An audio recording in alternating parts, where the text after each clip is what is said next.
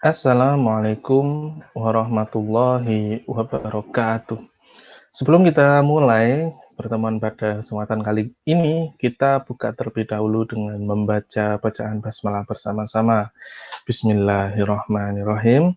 Baik, hari ini kita akan melanjutkan diskusi kita. Ini masih di Amigtawan Asosiasi Mikrobia dengan Tanaman dan Hewan. Jadi, kalau kemarin kita belajar mengenai ternyata ada ya, mikrobia-mikrobia yang dia asosiasinya itu luar biasa. Hubungan hubungan kerjasama seperti itu ya. Ada hubungan antara mikrobia yang ada di perairan dengan hewan akuatik dan itu luar biasa sekali ya. Kemarin mungkin di video kenapa tuna ini bisa hidup, salah satunya adalah dari hasil andil dari mikrobia yang ada di lautan seperti itu. Nah, hari ini kita juga akan berdiskusi hal yang tak kalah menarik yang mungkin ini bagi sebagian orang menjadi tidak penting atau karena tidak tahu ya, ini jadi tidak begitu dihiraukan atau malah jadi bertanya-tanya, pentingnya apa sih? Yaitu mengenai probiotik, tetapi probiotik untuk hewan akuatik. Di sini mungkin kita sering menyebutnya hewan akuatik ini sebagai ikan, seperti itu. Nah, probiotik itu apa? Mungkin teman-teman sudah sering ya mendengar kata probiotik di iklan ada, mungkin di toko banyak. Tetapi sejatinya, probiotik itu bisa diartikan sebagai mikrobia hidup yang memberikan pengaruh baik bagi kesehatan inangnya. Nah, dengan cara apa? Dengan cara yang pertama, bisa mengubah komunitas mikrobia yang sudah ada. Nah, probiotik-probiotik komersial yang sering diminum atau dijual untuk dikonsumsi manusia, itu cara kerjanya juga tidak beda jauh dengan probiotik yang di pengertian ini ya, mengubah komunitas mikrobia. Jadi mikrobia yang ada di dalam saluran pencernaan kita, jika awalnya itu belum belum memenuhi persyaratan bagi manusia untuk bisa hidup dengan sehat gitu, prima seperti itu, probiotik ini dia tugasnya adalah mengubah komunitas mikrobia di sana menjadi lebih baik lagi, menjadi lebih optimal lagi, sehingga pencernaan jauh lebih lancar. Karena ini tidak hanya terkait dengan pencernaan, karena sekali lagi di usus itu banyak sekali mikrobia, dan mikrobia di sana tidak hanya mikrobia yang baik saja, tapi juga ada mikrobia yang dia bisa menyebabkan penyakit. Nah, probiotik ini dia mengubah komunitas di sana, sehingga komunitasnya itu menjadi komunitas yang optimal bagi pertumbuhan inangnya. Kalau untuk manusia ya bagi manusia, kalau di sini ini bagi ikan. Nah, tadi saya sampaikan sama untuk manusia juga ya, meningkatkan pemanfaatan pakan. Kalau di kita ya makanan ya, bukan pakan, karena kita bukan hewan gitu ya. Kalau buat hewan biasanya istilahnya adalah pakan gitu ya. Nah, meningkatkan pemanfaatan pakan, kenapa ini penting? Di perikanan, itu salah satu faktor ketika kita membudidayakan ikan, itu yang paling banyak memakan biaya produksi adalah di pakan. Contoh misal lele gitu ya, ini yang paling sederhana ya, lele ya, mungkin teman-teman bisa membayangkan ikannya ya, lele punya kumis hitam, ada yang putih, licin. Nah, pakan untuk lele sendiri itu bisa mencapai 60 hingga 70% ya, dari biaya produksi, bahkan bisa 80 tergantung, dia untuk pola produksinya seperti apa. Nah, misal modal 10 juta, itu 7 juta sampai 8 juta itu untuk pakan sendiri, luar biasa luar biasa. Dan biasanya efisiensi pemanfaatan pakan, ini sangat banyak sekali faktor yang mempengaruhi. Efisiensi itu maksudnya ketika kita beri pakan 1 kilo, itu kan idealnya lelenya juga naik naik beratnya 1 kilo ya, tetapi itu jarang jarang sekali. Jarang kalau kita budidaya tidak tepat, mungkin tanpa penambahan probiotik seperti ini, yang terjadi biasanya diberi pakan 1 kilo ya jadinya 0,4, 0,5, 0,6 kilo. Jadi tidak nyampe ke 1 kilo gitu. Nah, di sini meningkatkan pemanfaatan pakan seperti itu. Lalu meningkatkan nilai nutrisi pakan. Nah, di sini probiotik di perikanan, ini bisa juga dicampur dengan, pakan gitu ya. Nah, si probiotik ini juga dia bisa meningkatkan nilai nutrisi dari pakan, gizinya si pakan itu dia bisa ditingkatkan dari probiotik. Lalu meningkatkan respon imun pada inang. Nah, ini juga sama ya ketika di manusia, itu juga meningkatkan respon imun. Lalu memperbaiki lingkungan hidup ikan yang dibudidayakan. Ini poin terakhir ini yang tidak ada di kamusnya probiotik untuk manusia. Bedanya apa? Karena ikan itu hidupnya di air, ngapa-ngapain di air ya. Hidup, buang air, mungkin kawin itu juga di air. Tapi kan kalau manusia beda ya, di kamar, dia di udara, dia apa namanya di rumah, di kantor dan lain-lain ya. Nah, kalau di ikan karena semua aktivitasnya di air, berkeringat mungkin di air, kalau ikan berkeringat gitu ya, itu menyebabkan air ini jadi mudah rusak dan ikan jadi ketika airnya rusak, ikan jadi mudah stres dan sakit. Banyak bakteri patogen yang dia itu berkembang di lingkungan perairan. Nah, di sini probiotik ini tidak hanya berkaitan dengan pencernaan saja, tidak hanya berkaitan dengan probiotik dicampur pakan atau ikannya dicekok pakai probiotik, enggak. Tetapi juga probiotik ini bisa berperan untuk memperbaiki kualitas dari lingkungan perairan atau kalau di sini ya air yang dibudidayakan ya, air tempat ikan itu dibudidayakan. Karena kan kalau teman-teman mungkin bisa kita logika ya, namanya aquaculture biasanya budidaya budidaya ikan seperti aquaculture gitu. Aqua itu kan sebenarnya air ya, culture itu budidaya. Sebenarnya yang dibudidayakan adalah airnya. Jadi ketika airnya baik, ikannya insya Allah baik. Ketika bibitnya baik gitu ya, asal ikannya baik gitu. Nah, selanjutnya probiotik ini dia juga memiliki efek antimikrobia. Nah, tadi kan dia bisa membuat inang itu lebih sehat ya. Salah satunya adalah dia bisa mengalahkan mikrobia-mikrobia yang lain yang tidak menguntungkan bagi inang, termasuk baik dia di dalam saluran pencernaan maupun di lingkungan tempat hidup ikan, yaitu di airnya. Nah, itu dia si probiotik ini memiliki efek antimikrobia. Nah, dengan cara apa? Yang pertama ini sama dengan yang tadi ya, mengubah populasi mikrobiota di dalam usus. Nah, ini dengan cara si si probiotik ini kan dia mikrobia juga ya, mikrobia baik gitu ya. Nah, dia akan mendominasi kehidupan mikrobia yang ada di dalam usus. Karena dia mendominasi, mikrobia-mikrobia yang merugikan tadi jadi kalah. Dia akan kalah dan dia akan tersingkirkan. Lalu probiotik itu juga bisa mensekresikan bahan antibakteri, bakteriosin dan asam organik misalnya, yang dia bisa membunuh si mikrobia-mikrobia yang merugikan. Lalu mampu bersaing dengan patogen untuk mencegah penempelan pada usus.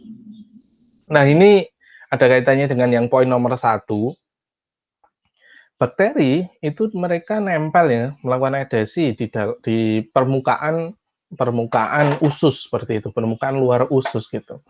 Ketika bakteri probiotik, bakteri yang baik ini, dia dominan gitu ya, ketika kita minum gitu, atau ini konsepnya ikan ya, ketika ikan kita pakannya kita tambahkan probiotik itu, usus itu dipaksa untuk menerima si probiotik ini. Dan ketika jumlah probiotik ini lebih banyak, ini akan lebih banyak probiotik yang dia mampu nempel di usus. Nah, di permukaan usus. Nah, di sini si probiotik dia akan menyingkirkan karena dia dominan tadi ya, seperti nomor 1, dia akan dia akan mengusir si bakteri-bakteri tidak baik atau mikrobia-mikrobia tidak baik tadi itu untuk lepas ya, karena kan kalau bakteri itu atau mikrobia itu dia umumnya itu membutuhkan satu koloni tertentu gitu ya, jumlah tertentu untuk bisa merugikan. Nah, ketika dia bersaing dengan probiotik, dia akan kalah dan ketika probiotiknya lebih banyak ya, dia akan kalah dan dia akan tersingkirkan. Lalu tidak hanya dalam konteks wilayah gitu ya, penguasaan wilayah, wah ini kayak penjajahan gitu ya, tetapi juga dalam persaingan mendapatkan nutrien. Nah, probiotik ini kalau dominan, nutrien tentunya akan lebih banyak didapatkan oleh si probiotik. Dan si mikrobia patogen atau mikrobia merugikan, itu dia akan biasanya dapat banyak gitu ya, tiba-tiba mak betunduk pada tamu yang diundang oleh inangnya, tetapi tidak diundang oleh mikrobia patogen misal gitu ya, itu merebut nutrien-nutrien yang biasanya ada. Nah, dia akan kalah di situ dan memiliki efek antitoksin. Nah, ini hubungannya dengan yang nomor 2 ya. Probiotik itu bisa mengeluarkan toksin atau racun untuk mikrobia yang merugikan tadi, tetapi dia juga memiliki efek antitoksin terhadap toksin yang dikeluarkan oleh mikrobia patogen atau mikrobia merugikan tadi. Jadi ampuh sekali sih probiotik ini ya. Dia bisa menyerang tapi juga punya perlindungan diri, seperti itu. Lah, mengapa probiotik? Mengapa di perikanan ini butuh probiotik ya? Yang pertama patogen semakin berkembang. Mungkin kalau kita membayangkan bisnis ya, ini mungkin lebih ke bisnis seperti itu. Ketika kita membayangkan ikannya itu cuma satu bak, itu nggak apa-apa, mati ya goreng gitu ya. Memang kalau ikan, terutama ikan-ikan yang mungkin nilai komersial per kilonya murah, seperti misal lele gitu 22 mungkin sekarang ya, sekilo gitu, itu nggak masalah ya, mati dibuang kalau udah gede-gede gitu atau digoreng gitu. Tetapi kalau kita berbicara ini skala besar gitu, misal bisa sebulan itu 5 ton lele gitu kan, 22.000 kali 5 ton kan lumayan, 5.000 dikali 22.000 udah berapa ratus juta kan, itu sebulan. Karena memang kalau di budidaya seperti itu, kalau memang beberapa ikan itu memang harus dalam skala besar, jika ingin, meraup keuntungan yang lebih, nggak bisa kita cuma punya satu atau 2 kolam. Untuk ikan-ikan yang memang tadi ya, nilai komersialnya tidak begitu tinggi, tapi biasanya kalau tidak begitu tinggi itu mudah relatif lebih mudah untuk dibudidayakan. Nah, seiring berkembangnya waktu, itu kan teknologi budidaya ikan itu juga meningkat ya, teknologinya berkembang. Jadi dulu mungkin 1 meter cuma diisi 50 ekor mungkin, sekarang udah bisa sampai 1.000 bahkan, dan itu bisa meningkatkan resiko patogen gitu ya, resiko penyakit. Nah, jenis penyakit pun itu juga semakin berkembang akibat pola budidaya yang berbeda-beda, terutama pola budidaya yang intensif tadi. Intensif itu ya kepadatannya tinggi, jadi kebutuhan pakannya tinggi, limbahnya jauh lebih tinggi, itu menyebabkan patogen itu juga semakin berkembang. Nah, salah satu upaya agar tidak kesusahan ya, kan ini bentuk pencegahan sebenarnya ya, lebih baik kalau patogen di ikan itu dicegah ya, karena kalau udah terkena patogen tuh, wah susah banget. Mending dicegah kalau kalian mungkin nanti ada yang budidaya, lebih baik dicegah sejak awal. Jangan sampai ada patogen, karena pengobatan itu hampir mustahil ya, apalagi kalau skalanya massal susah sekali. Jadi probiotik ini dia mencegah gitu, mencegah ketika kita sejak awal berikan probiotik pada pakan gitu ya, di usus itu sudah aman gitu ya, lalu di air kita tambahkan probiotik, itu sudah aman airnya. Jadi ketika ada bakteri masuk udah kalah duluan, karena yang dominan di situ adalah probiotik. Perubahan lingkungan, nah ini juga apalagi kalau sumber airnya sudah dekat. Nah, bukan, kalau sumber airnya dia berasal dari perairan umum gitu ya, kan kita nggak tahu perairan umum apalagi kalau kita tidak mengolah lebih dahulu. Teknologi pengolahan air itu juga membutuhkan biaya yang lumayan lah ya, ada biaya tambahan, biaya produksi tambahan nanti di sana kalau kita perlu mengolah air lagi.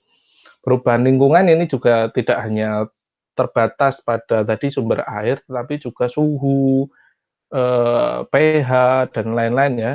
Apalagi musim sekarang ini ya, kadang panas tapi kadang dingin. Nah, ini si probiotik ini mereka mampu membantu si ikan menciptakan lingkungan hidup yang sesuai dengan, kebutuhan si ikan. Lalu nih harga pakan mahal, ini yang tadi terkait dengan efisiensi penggunaan pakan. Harga pakan tuh mahal sekali sekarang, mahal untuk pakan ikan. Nah, syarat probiotik itu apa? Yang pertama harus dapat bertahan selama proses produksi. Jadi ketika kita produksi probiotik, ini ada 2 pengertian ya, produksi ketika kita mau memperbanyak, lalu yang kedua ketika dia kan ini konteksnya dia ke pencernaan ya, dia harus bisa sampai ke usus gitu. Jadi dia melalui mulut, kerongkongan, lambung, baru ke usus, itu harus hidup. Lalu harus stabil dan tetap hidup dalam jangka waktu yang lama pada kondisi penyimpanan dan kondisi lapang. Nah, ini maksudnya agar kita lebih fleksibel dalam pemanfaatannya. Ketika kita udah produksi banyak, tidak harus langsung sekali habis, tapi bisa kita simpan dulu. Bahkan penyimpanannya mungkin kalau di kondisi dingin mungkin lebih lama ya. Tetapi ketika kalau teman-teman nanti mampir ke toko pertanian, di sana ada probiotik mungkin yang umum itu E4 ya. E4 itu dia bisa disimpan dalam etalase dalam waktu yang lama. Mampu hidup di dalam saluran pencernaan. Nah, kalau yang nomor 1 tadi itu ketika dia proses ya jalan dari mulut, kerongkongan, lambung. Nah, kalau yang nomor 3 itu mampu hidup di saluran pencernaan. Jadi hidup di sana. Ketika udah sampai itu hidup di sana, nempel gitu. Mampu memberikan efek yang menguntungkan, ini jelas. Nah, itu tadi adalah syarat-syarat probiotik. Nah, lalu untuk mencari probiotik itu langkahnya seperti apa? Atau screening-nya seperti apa? Screening ini kayak kita screening COVID ini ya. Jadi kita menyaring gitu ya. Kita menentukan, memilih yang bisa menjadi kandidat probiotik. Nah, yang pertama yang perlu diperhatikan itu adalah ketika kita ingin mencari probiotik, kandidat probiotik dari ikan, ya kita cari dari ikan, jangan dari makhluk yang lain. Jangan cari organisme yang lain karena kalau dari ikan itu jelas dia sudah pasti bisa hidup di dalam saluran pencernaan harusnya. Nah, di sini ikannya seperti apa? Adalah ikan-ikan yang sehat. Ketika terjadi wabah ini utama banget. Ini adalah ikan-ikan yang utama ya. Jadi ketika yang lain mati misal ya, kebanyakan mati karena terjadi pandemi pandemi apa gitu ya, pandemi penyakit ikan gitu. Tapi ini ada ikan-ikan yang sehat, kita cek, kita isolasi mikrobianya yang ada di dalam saluran pencernaan. Jadi ini diisolasi. Nah, ini ada evaluasi in vitro dan ada evaluasi in vivo. Di sini untuk yang in vitro itu kita cek apakah dia bisa memproduksi bahan-bahan penghambat pertumbuhan mikrobia yang lain, lalu apakah dia bisa mikrobia yang kita isolasi tadi ya, apakah dia bisa berkompetisi dalam mendapatkan nutrien di dalam saluran pencernaan, tapi ini di plate gitu, di laboratorium ya ini ya. Lalu dia punya faktor ketahanan terhadap antitoksin tadi, lalu dia juga punya faktor-faktor untuk menempel pada dinding usus. Lalu untuk yang in vivo, ini dia adalah kemampuan dalam berkolonisasi, lalu histopatologinya, apakah dia menyebabkan penyakit atau tidak bagi usus, bagi saluran pencernaan, bagi si ikan gitu.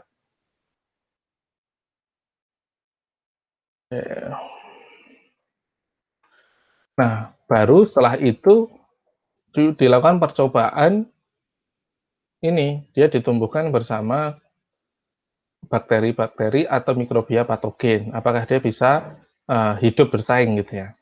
Nah, setelah bisa melalui seleksi tadi, ini bisa kita kategorikan sebagai probiotik gitu.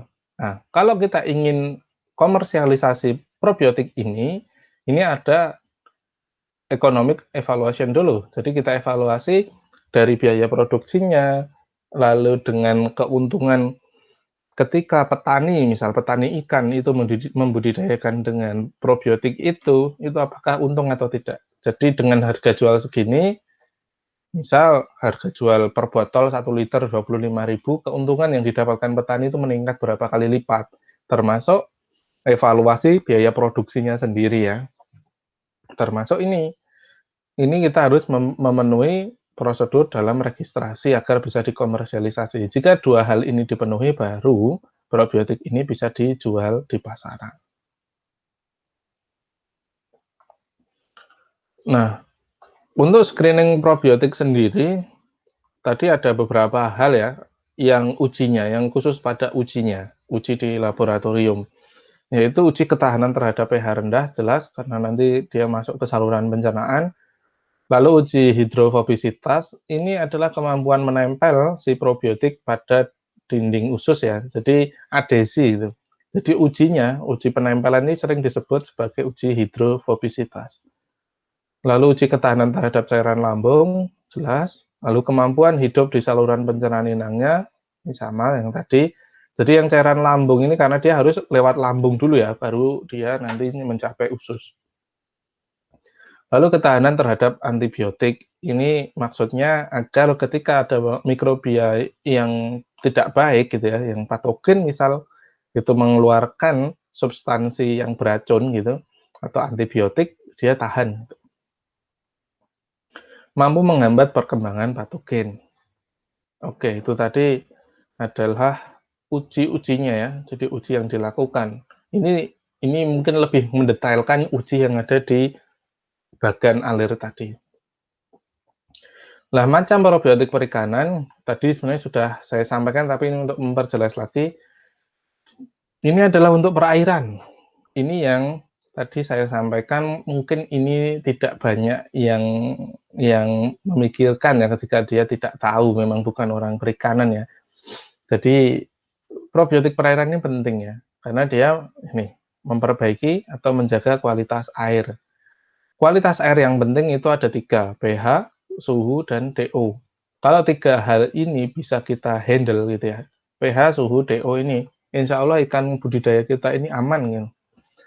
Lalu ini NH3 dan toksin di perairan itu menjadi ancaman serius. Sumber NH3 ini, amonia ini dia berasal dari sisa pakan dan feses. Jadi tadi sisa pakan ini bisa sangat beracun, fesesnya juga. Sekali lagi, ikan ini makan dan buang air itu di lingkungan yang sama. Jadi perlu ada pengolahan dari probiotik ini agar perairan itu tetap optimal gitu ya untuk pertumbuhan. Lalu perlu penetralan racun-racun tersebut. Jadi racun-racun ini perlu dinetralkan. Beberapa jenis bakteri, terutama bakteri-bakteri nitrifikasi dapat menetralkan racun-racun tersebut. Makanya di beberapa komposisi probiotik komersial itu di sana umumnya terdapat bakteri nitrifikasi. Ini untuk perairan ya. Lalu selanjutnya adalah untuk pakan. Ini jelas dicampur dengan pakan ya. Lalu mengubah komposisi mikroflora di saluran pencernaan. Target utamanya adalah pertumbuhan si probiotik dan melawan mikrobia-mikrobia patogen. Lalu perlu diperhatikan ketika ingin ingin menggunakan probiotik ini ya, termasuk yang perairan tadi juga sama sebenarnya, adalah komposisinya. Apakah sudah tepat untuk perairan atau untuk pakan gitu. Lalu kadaluarsanya kapan dan preparasi apakah bisa langsung dicampur atau perlu ada dicampur dengan sumber karbon dulu, lalu dengan aerasi, lalu perlu dicampur air. Jadi ini perlu diperhatikan bagaimana cara preparasinya sebelum digunakan. Lalu ini ya, kalau untuk pakan tadi harus lulus tahapan screening. Kalau kita membuat sendiri ya, karena di beberapa pembudidaya itu eksperimen sendiri. Dan kadang yang eksperimen sendiri ini ya berhasil karena beruntung ya. Tapi kan kita nggak tahu ada efek negatifnya apa enggak kalau dia tidak melalui screening yang tepat. Baik, demikian yang bisa saya sampaikan. Apabila ada pertanyaan, bisa langsung disampaikan ke saya atau nanti bisa disampaikan di forum e-learning. Mari kita cukupkan pertemuan pada kesempatan kali ini dengan membaca bacaan hamdalah bersama-sama. Alhamdulillahirrahmanirrahim. Demikian yang bisa saya sampaikan. Apabila ada salah kata, saya mohon maaf. Assalamualaikum warahmatullahi wabarakatuh.